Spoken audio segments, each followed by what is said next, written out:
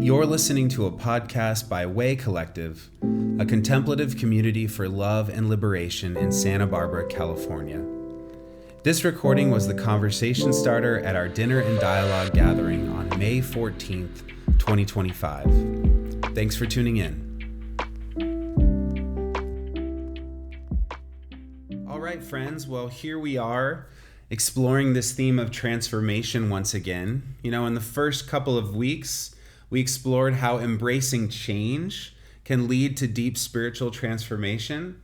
And then the second week, we talked about our Christian language and how imbuing it with a contemplative sensibility invites us to transform our understanding of our own faith tradition. And tonight, I want to talk a little about transformation from the angle of embracing our complexity. Because there's a kind of transformation that doesn't necessarily feel like a breakthrough, but rather it feels like a slow undoing, like a shedding, like remembering something you always knew but forgot how to say out loud. And when it's real, spirituality doesn't flatten us or filter us into clear categories. It doesn't offer us a self-improvement plan with 10 bullet points and a shiny certificate at the end. No, the deepest spiritual transformation happens when we begin to embrace our own complexity, all of it, and then move beyond even that into the mystery of who we really are. Richard Rohr calls this mystery the true self, by saying that your true self is life and being and love. Because if love is who we are, then all the other ways we try to prove or protect or promote ourselves, they're not bad, they're just the beginning. Each of us builds what he calls a false self to get through the world. It's the self we carefully assemble, our identities, our credentials, our affiliations, our clothes, our sexuality, our politics, our race, our gender, our pronouns, our stories, all of it. Again, none of that is bad. In fact, as Rohr says, the false self is good and even necessary as far as it goes. It's kind of like the spacesuit we wear to survive on this planet. We need our identities, especially when those identities have been historically denied or erased. We need words to name who we are and where we've come from, like Ethan did so beautifully for us last week. But if we stop there, if we confuse our temporary costume for our deeper self, we miss the invitation of the soul. We miss the whisper of the voice of longing inside us that says, "You are more than what you've been told. You are more than even what you can name." So, if the false self isn't our bad self, we simply just have to recognize that it just doesn't go far enough. And that's a hard truth, especially for those of us who've had to fight for the right to define ourselves in the first place. When your identity has been policed, erased, or commodified, the ability to say, "I am this," can feel like salvation. But we're not asked by the true self to abandon that clarity. We're actually invited to go further into it and through it. Because the false self, for all its importance, is fragile. It's built on separateness, on the belief that I actually am those parts of my identity that distinguish me from you. That I am what I wear, what I own, or what I perform, or what I defend.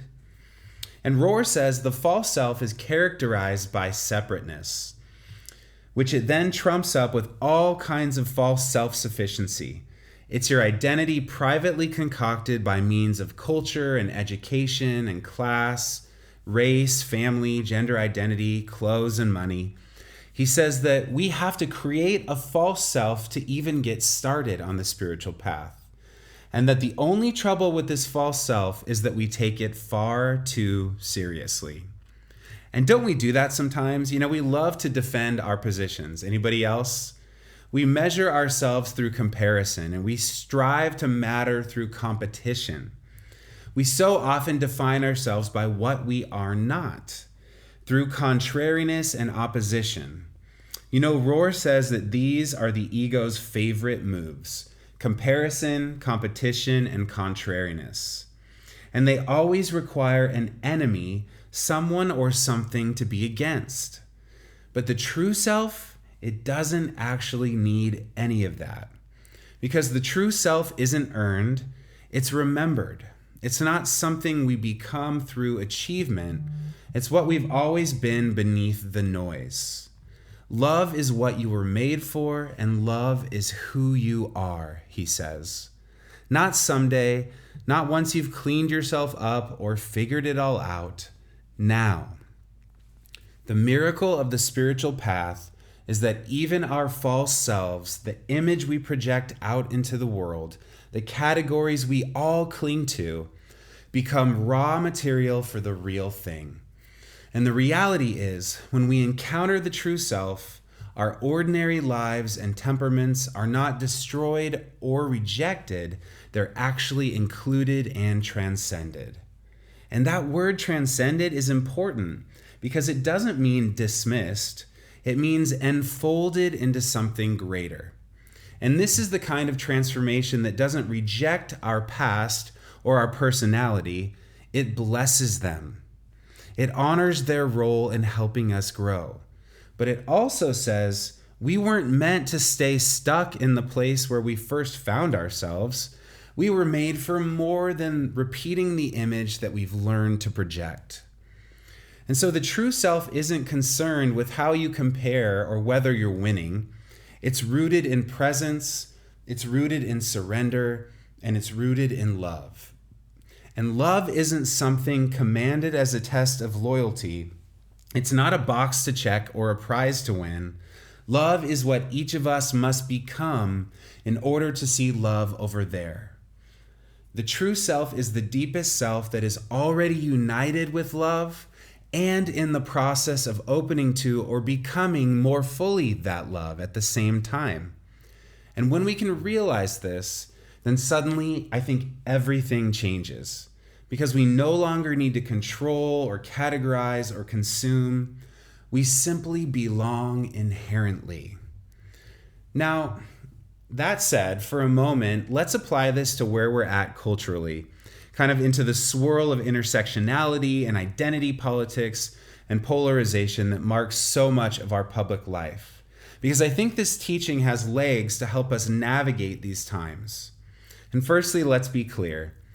Intersectionality matters. It has given voice to those who were erased. It has named the ways our systems of power have layered injustice on the backs of the most vulnerable. It's reminded us that who we are, our gender, our race, our class, our ability, our queerness, is not just individual, but it's structural. And in many ways, it's helped countless people find themselves finally within the larger story of our world. But there's a subtle danger in stopping there. There's a way in which even a liberating lens, if not held gently, can become another costume for the false self to put on. Because the false self loves to divide and separate itself out. Any other Enneagram 4s in the room? We love to do that, right? It can even weaponize justice language to keep the ego intact. It can turn identity into ideology and difference into hierarchy. It can say, I am more righteous because I am more wounded. Or it can also say, you don't get to speak because you haven't suffered like I have. It turns what began as a necessary naming of pain into a performance of moral purity that continues to fragment us.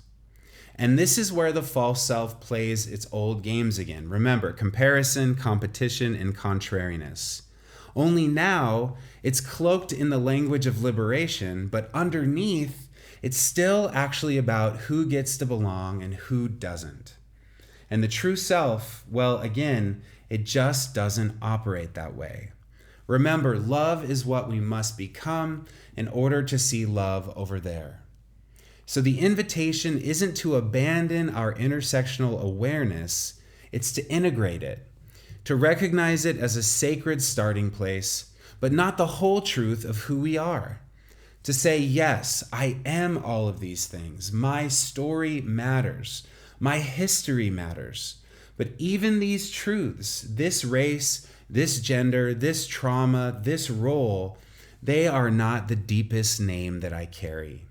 There's something even older than my wounds, something wilder than my politics, and something truer than the categories I might tick on a census form. And that something is love as the essence of who we each are. In our tradition, we have called it Christ in us. This moment in our world is aching for a deeper integration. Not a move backward into colorblindness or false unity, but a move forward into the mystery beyond identity. A spaciousness that includes our differences without reducing us to them, that holds both our particularity and our shared humanity in the same breath. Because we are not just intersectional, we're interconnected. We're not just categories, we're kin. And our true identity isn't oppositional, it's relational. So, what would happen if we let our identities be portals to the true self, not prisons? What if we wore them like garments, beautiful, necessary, expressive, but never mistook them for ends in and of themselves? That's what the true self offers us. A way of seeing yourself and others that's no longer fueled by fear, but shaped by compassion. A way of living that doesn't erase difference, but softens its edges with love. A love that says, as trans poet, activist, and truth teller Alok Vadmenens does, I don't need to understand you to be beside you. I'm here, I'm staying, I'm with you in your becoming. Our culture thrives on defining and dividing us into categories. And in response, we often spread our energy trying to prove we belong, or that we're special, or that we're right. But the true self doesn't need an enemy to exist. The true self doesn't need to be explained. It's rooted in love, which means it's rooted in mystery. And again, Alok says, love is a commitment to one another's perpetual and perennial mystery. Love says, I will never understand you. I will never get you.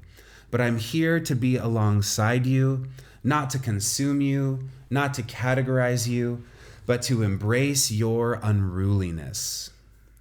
What they are illustrating there is how our trans and non-binary siblings aren't just fighting for their own dignity, they're offering us all a gift, a profound spiritual gift.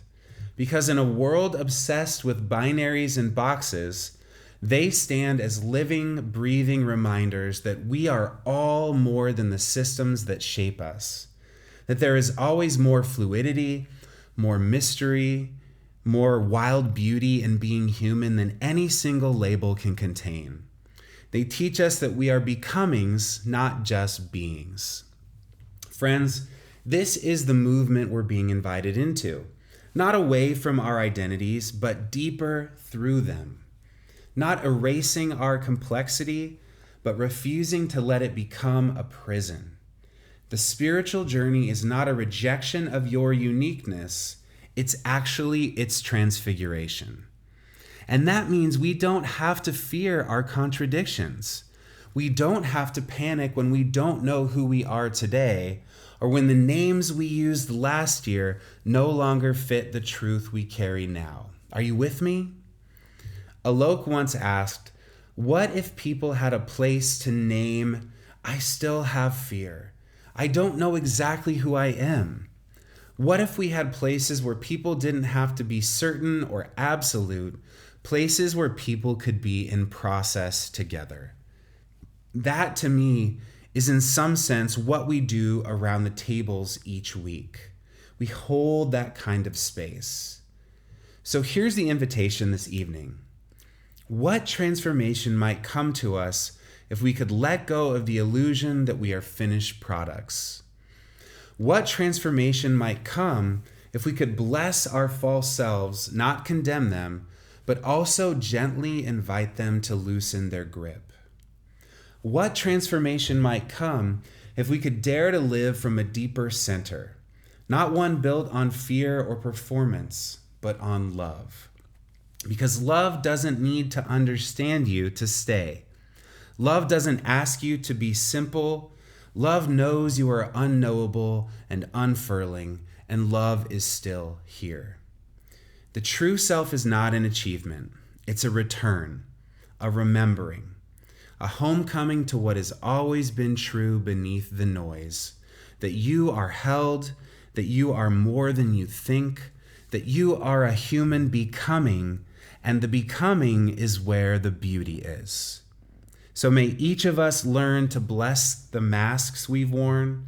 May we honor the complexity that got us this far.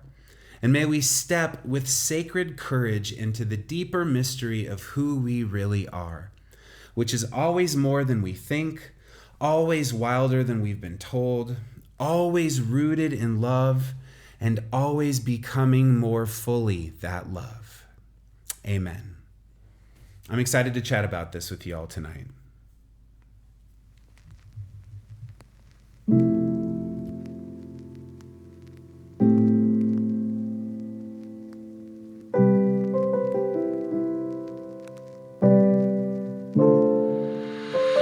Thanks for listening to this podcast by Way Collective. To keep up with our community, you can subscribe to this podcast, go to www.waycollective.org, or follow us on Instagram at @WayCollective. Peace and every good, y'all.